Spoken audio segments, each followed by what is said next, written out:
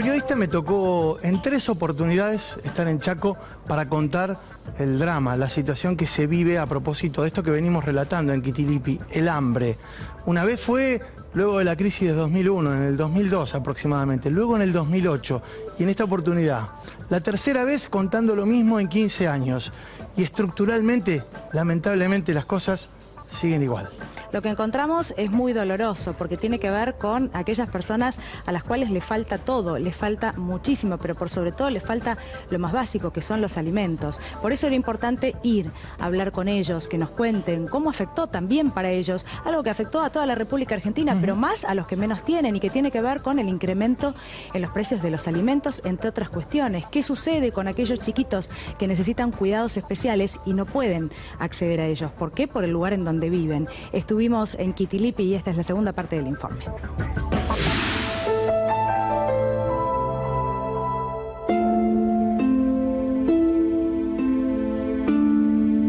Hace 20 años que estamos en el barrio donde fue fundado por mi abuelo, Dionisio Moreno. Es el cacique que fundó, sería este barrio para los hermanos aborígenes. ¿Cómo te llamas? Sergio. Sergio. ¿Vos vivís acá con 6 hijos? Sí, sí. ¿Y tu esposa? ¿De qué es la casa? ¿Madera y adobe? ¿Qué es esto? De madera y barro. ¿Cuánto hace que construiste esto? Y hace mucho, ya que estamos viviendo así, porque... Hace 3 años, 4 años que... 3, 4 años. ¿Y los chiquitos le hicieron el control de peso? Sí. Sí. ¿Y están de bajo peso? Ajá, están de bajo peso porque por la falta de alimento, porque a veces no hay leche en el hospital y la leche está caro para comprar todo eso. No hay trabajo. No hay trabajo. No hay trabajo. Nosotros, por ejemplo, estamos desocupados hace, ponerle 1 año y medio, hacemos una changa, pero tampoco abastece la canasta básica. Más con el aumento que hoy, que la mercadería aumenta y no se puede vivir, no alcanza. Tener un trabajo digno, como la gente no tenemos. ¿Cómo es la cosa? Y bueno, acá siempre se complica todo. Vos Sí. te vas donde está el intendente y se complica todas las cosas. Sí. Te vas hasta el intendente, te mandan hasta el consejo. Del consejo te mandan hasta el intendente y todos se patean la pelota entre ellos. O sea, no resuelve ninguno. Exactamente, ninguna respuesta no tenemos siempre. Pero, ¿y los chiquitos estos que están acá, por qué no están en la escuela, por ejemplo, ahora? Y a veces no pueden salir. ¿Y qué respuesta obtienen? ¿Del gobierno, de la municipalidad, del gobierno de la provincia? Por ejemplo, el intendente, en su momento él había certificado toda la desnutrición infantil, pero la respuesta no hay. Pueden venir doctores, pueden charlar, pero el alimento no está. Y el hambre sigue estando. Hay chicos que mueren de hambre. Y eso es muy doloroso. Y, por ejemplo, nosotros los aborígenes, a veces hay algunos hermanos que les cuesta hablar, ir a un hospital para decir el problema que está teniendo el chico. No puede hablar en el castellano. ¿Qué tiene una sonda acá? Sí, toma la leche por él. ¿Y le das la leche por ahí? Sí. ¿Y qué le das de comer al nene? No, leche no. ¿Solamente leche? Con 0 de leche. ¿Cuántos tenés? 4 tengo yo. 4. Sí. ¿Y todos viven acá con vos? Sí, uno está fue a la escuela, y otro al jardín en la mañana. Al jardín a la mañana. ¿Y lo hicieron pesar cuando vinieron a hacer el relevamiento? ¿Y qué te dijeron? ¿Que estaba desnutrido el chiquito? Sí, no, ya es nutrido, ya de nacimiento. ¿De nacimiento? Sí. De acá hasta acá estamos en el agua. Mi casa está todo con agua, hijo. ¿Ahora? Ahora está todo con agua, humedad, todo. Sí. Tengo un chiquito que es discapacitado, tengo 2 chiquitos menores que son amásticos. Fíjate como yo estoy viviendo en el barro, peor que un chancho estoy, nadie se va a ver, me dijo. En un tiempo fue todo basura esta zona. Claro. Y al removerse un poquito con el... Aparece la basura que estaba abajo. Y los cables también, mirá. Mirá cómo están todos los... Muy precario todo, ¿eh? Sí. Miren la mugre que hay, la mugre, el agua. Y un basural, propiamente un... Sí, pero ya, este no es que, este ya hace años que está así. Hace como 8 o 9 años que vivimos así.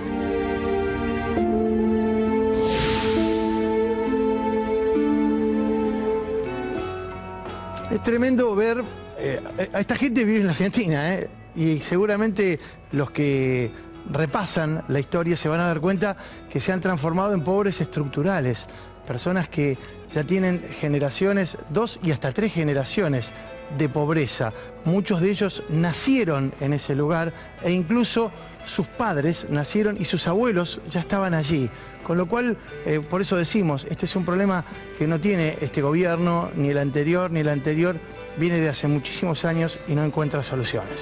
Hablamos con el director del Centro Mandela, Rolando Núñez. Queríamos hablar con él para buscar más respuestas respecto de lo que decíamos, ¿no? Algo tan grave que a veces se hace invisible, pero que existe, que sucede en la República Argentina y que nosotros no podemos dejar pasar. Bueno, hablamos con él y presten atención, porque es impactante todo lo que explica, pero por sobre todo, cómo describe esta situación de invisibilidad, de algo que sucede de manera casi masiva y sin embargo que a veces no se ve. Él habla de un genocidio silencioso, así lo dice. Rolando, ¿cómo se manifiesta la desnutrición en las poblaciones de menores y de personas desprotegidas aquí en el Chaco? En general pasa desapercibido, salvo casos de desnutriciones severas o de tercer grado, porque como las familias chaqueñas, por lo menos el 50% del total de su población, que estarán 500.000 habitantes más, viven comiendo diariamente harina, grasa y sus derivados, son familias farináceas que están infladas por hidratos de carbono y por agua, con tendencias a enfermar y a morir prematuramente por causas evitables o altamente evitables. Si le sumamos el colapso estructural del sistema sanitario, eso explica por qué en Chaco se muere en promedio 7 años menos que en el país central. O sea, acá se muere 7 años antes, para ser mucho más claro, que si viviéramos en el país central. Es fácil detectar la persona que está desnutrida porque tiene expresiones muy claras de falta de masa corporal en función de su sexo, edad y altura. Y ahí calificamos leve, moderado o grave. ¿Cómo encontramos a los que están malnutridos? Que están infladitos, que están gorditos, de acuerdo a su edad, sexo. Ahí vemos lo siguiente. Han perdido altura, como ha ocurrido con gran parte de la comunidad indígena de la provincia del Chaco. Están perdiendo talla, porque están comiendo hidratos de carbono. Y cuando están infladitos, hacemos la prueba de campo, muy sencilla, una de ellas, que es presionar, y vemos que el que está nutrido, como ocurre en mi caso, queda bien blanco. Mientras que cuando está mal nutrido, se forma una aureola nubosa, oscura, que demuestra que está lleno de hidratos de carbono y de agua, pero que no tiene proteínas, hierro, calcio. Eso en términos orgánicos. Entonces tiene problemas de toda su estructura ósea, de toda su musculatura y de toda su nerviatura. Y tiene problemas de subdesarrollo neurológico. No puede trabajar en trabajos no calificados donde se hace fuerza. Tiene dificultades para el aprendizaje o impedimento para el aprendizaje. Y hay una cosa que está pendiente que la Argentina debería hacer, que es la medición neurológica de todas las comunidades indígenas que viven en la República Argentina. Yo hablaría del Chaco, particularmente del Impenetrable, y nos vamos a encontrar con el genocidio silencioso, que significa el infradesarrollo neurológico por haber comido solamente harina y grasa. Chaco hoy tiene, para ser claro, el 48% de la población por debajo de la línea de pobreza y el 17% debajo de la línea de indigencia. O sea, casi duplicamos en valores relativos el valor promedio nacional si sumamos los 24 distritos que conforman la República Argentina.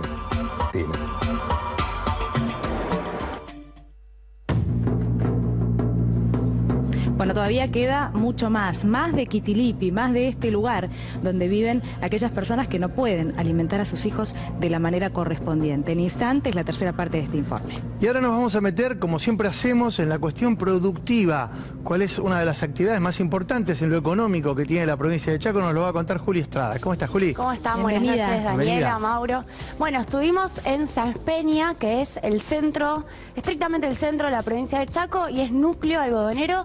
histórico núcleo algodonero, al punto tal que, bueno, el drama que están viviendo con la pérdida de participación del algodón adentro de las producciones de Chaco, con lo que genera en términos de empleo además, hace que los chaqueños estén preocupados, están yendo las producciones algodoneras a Santiago del Estero, al norte de Santa Fe, y la situación que se vive es compleja y también se reitera el problema de pequeños productores que la verdad es que trabajan de sol a sol y cobran muy poco por las toneladas de algodón que producen.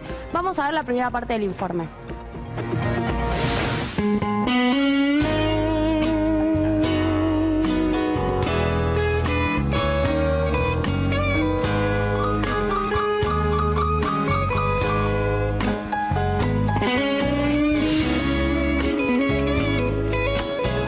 Sos el presidente de la cooperativa algodonera de Sáenz Peña, estamos hablando de la provincia de Chaco. Sí. Contanos qué fue lo que pasó este último tiempo con la cooperativa. En su momento se desmotaba más de 20.000 toneladas de algodón por año. En los últimos, te diría, 20 años fue menos y en los últimos 10, 12 años, 13, menos, y estos últimos 2 o 3 años ya prácticamente no podíamos abrir la desmotadora, porque dado el poco algodón que se sembraba.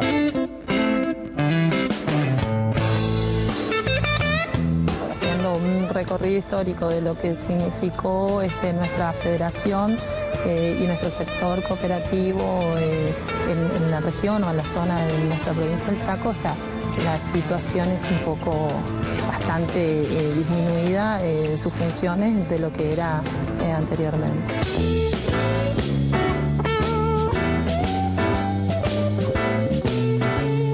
Acá cuando entran los camiones con el algodón a granel, el algodón en bruto, que es sería, ¿no es cierto? Ajá.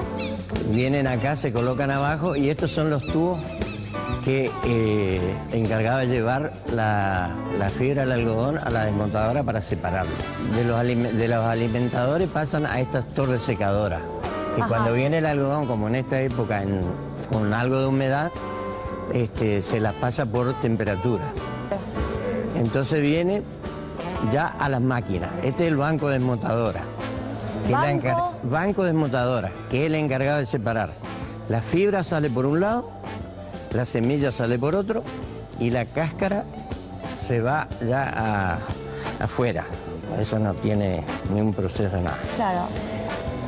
Son las 13 del mediodía y está parada la planta. La fábrica está parada, sí, trabajamos hoy 3 horas por falta de materia prima. ¿Solamente 3 horas trabajaron hoy? Trabajamos, sí. Entonces, como el productor de nuestra región, de nuestra zona, se ha volcado del cultivo del algodón en nuestra última década a otros cultivos variados, bueno, esto mismo se refleja en la actividad comercial que realizan las cooperativas de primer grado, ¿verdad?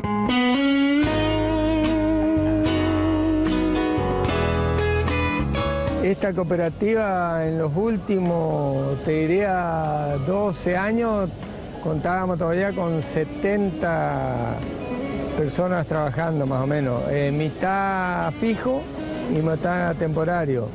Y de ahí se fue achicando el personal porque no había trabajo. Y ahora este último año, bueno, después de vender la desmotadora se llegó a... no está todo arreglado, pero hoy hay 8 personas en la cooperativa. Se despidieron aproximadamente 14 personas que trabajaban fijo, todos con 35 años de servicio de promedio.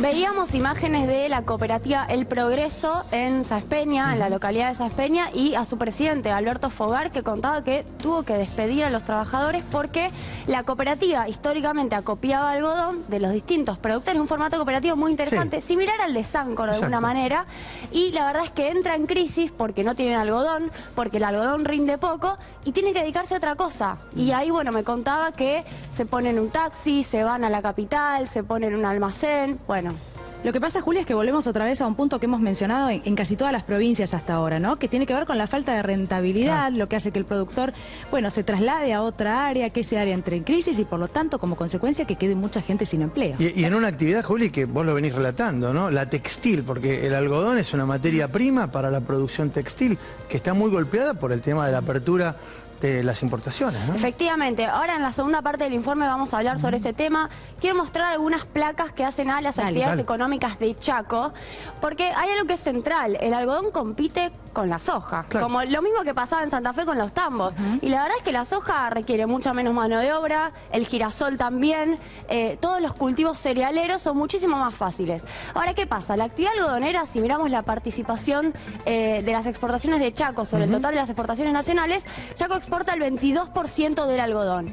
Ahora, son solamente 28 millones de dólares, ¿no? Fíjense cómo el algodón es la principal actividad de Chaco, pero no necesariamente rinde en dólares. El 12% de la actividad forestal exporta Chaco, fundamentalmente vinculada al tanino. Que es el triple prácticamente, bueno, más el doble, digamos, más del doble. Pero fíjate, millones de dólares es más plata, 70,4 millones de dólares. Bueno, acá aparece la actividad cerealera, que Chaco, si bien exporta el 1,4% porque está concentrada en la zona núcleo, bueno, son 80,2 millones de dólares. Ya la actividad cerealera genera más riqueza, por decirlo de alguna forma, ¿no? Sí. Más allá de que en términos de empleo no sea así la ecuación. Y por último, oleaginosa, bueno, los aceites, 89,6 millones de dólares de exportación anual, estamos hablando de datos al año 2016, solamente el 0,4% de Chaco. Ahora, Chaco, el 40% es algodón. Claro. Y principalmente el empleo depende del algodón, con lo cual, si bien estas producciones avanzan sin generar empleo. Claro. Y en el caso de la oleaginosa son sí 3 veces más. Acá sí estamos hablando de casi un 90%. En un porcentaje mínimo en relación a todo el volumen de exportaciones. Bien. Esta es más compleja, pero a mí me parece que es muy interesante. Lo hablábamos con la gente de la UCAL, que es la Unión de Cooperativas Algodoneras. Miren cómo cae entre las cosechas 2004-2015, 2015-2016 y 2016-2017, son las 3 campañas, cómo caen las toneladas de algodón bruto producidas y en gris las hectáreas sembradas de algodón. Caen fuertísimo. De, por ejemplo, en toneladas, 400.000 toneladas a 316.000 a solamente 166.500. Estamos hablando de Chaco, ¿no? Es menos toneladas producidas. Y fíjense qué pasa, con el algodón bruto que se logra producir, solamente el 28, el 30% es fibra. De la fibra se hace el hilado, del hilado al sector textil, del sector textil compramos el pantalón, ¿no? El 60% semilla de algodón y el 12% se tira. ¿Hay otra placa más? ¿Tenés otra placa más? Tenemos una tercera placa y tiene mucha relación con lo que ustedes venían comentando respecto a la nutrición. Lo contextual, digamos. Bueno, la población de Chaco son 1.168.165 habitantes, proyección del INDECA 2017. Ahora fíjense, la mitad de los hogares, hogar tipo de 4 miembros, gana 14.700 pesos por mes. No es un sueldo individual, es un hogar, ¿no? Ahora, la pobreza en Chaco, 34,5% al segundo semestre de 2015, por encima de la pobreza en el NEA, el noreste argentino, 33%, y recordemos el dato nacional es 30% de pobreza. Y por último, la mortalidad infantil al año 2015 era 11,6 por 1000, y recordando que el promedio nacional había dado 9,7 por 1000, ¿no? Chaco también tiene los índices más elevados en ese sentido. Julia, y hay un punto que lo vamos a ver más adelante, pero que también tiene que ver con este mismo problema, el productor que finalmente se lleva una cantidad de dinero que no tiene relación de ninguna manera, y sobre todo en este caso, en lo que tiene que ver con la industria textil, con el algodón, con lo que sale la ropa, indumentaria, ¿no? Con lo que se ha encarecido, y esa poca cantidad de dinero que va para el productor, pero lo repasamos en instantes, lo vemos en instantes, ¿algo más? Lo vemos en instantes, y lo último a decir es que, como bien decías, las importaciones están afectando aguas arriba de la cadena y ya el productor viene mal y encima entran textiles de otros países. Claro. Es como un combo explosivo. Es imposible. Gracias, Julia. Bueno, en instantes nada más, porque ahora volvemos a Quitilipi. Allí estuvo Mauro Federico, viendo cómo es que vive esta gente, pero cómo viven desde lo estructural, cómo son esas viviendas y qué servicios tienen, qué ayuda reciben, entre otras cuestiones, allí, en la ciudad donde reina la pobreza.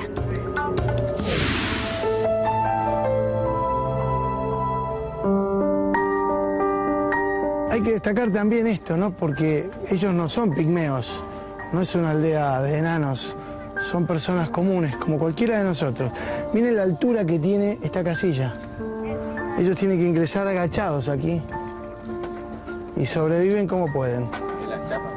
En el barrio que se llama Matadero, acá, a las afueras, a pocas cuadras del municipio de Quitilipí. ¿Qué haces? ¿Estás trabajando vos? Sí. ¿En dónde? Albañilería. Changa, digamos. Changa. Una changa. 180 pesos por día. 180 pesos por día. Sí, señor. Mamita querida. ¿Y con eso? ¿Y tenés que mantener a los pibes y todo? Gracias a Dios, la piloteamos. Sí. Lo que hay, porque más no podemos esperar. Sí, hambre, pasan hambre acá. Esto, mira estos changos, ¿cómo les da de morfar? No podemos decir hambre porque no se dice. ¿Y cómo están de peso los pibes? Y este muchachito tiene 7 años. Sí. Y lo tengo bajo peso. 7 años tiene este. 7 años. Pero parece que fuera más chiquito, ¿eh? ¿Cómo te llamas? Alejandro. Alejandro. Parece más chiquito, che, ¿eh? 7 años. Cumplió y él tiene una discapacidad. ¿Qué tiene? Una desnutrición alterada. ¿Desnutrición? Desnutrición. Él fue uno de los que midieron y sí. Por lo menos vive. Come, toma leche de vez en cuando. Si hay un yogur para darle, se le da un yogur. Si hay una masita, se le da. No tiene ni una ayuda, no tiene. Nada.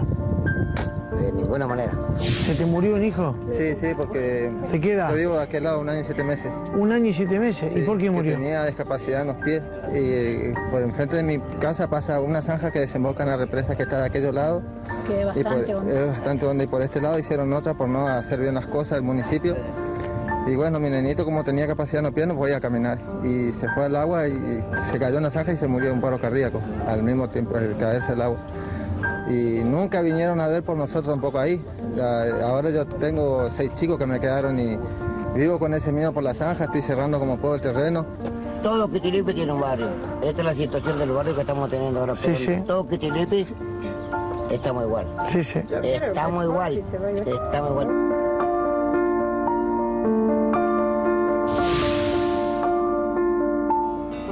Eso es lo que sucede, ¿no? Cuando no están dadas las condiciones para que estos chicos que deben recibir cuidados especiales puedan tener una vida normal. ¿Qué es lo que sucede cuando no los tienen? Cuando, por ejemplo, en este caso había una zanja donde un chico podía caerse y de esta manera se cayó y murió.